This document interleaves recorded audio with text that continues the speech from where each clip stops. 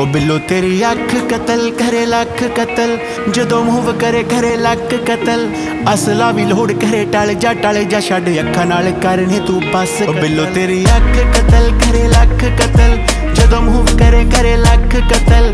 असला भी लोड करे टल जा छड़ अखां नाल करने तू बस कतल। 47 है वेट 47 नूं मार कले MG दे पट्टे जियां जुल्फां ते हार करे। मारेंगी तू किसे नूं बरूद दी पुड़िए नखरा बहेटे वांगू सीने चुपार।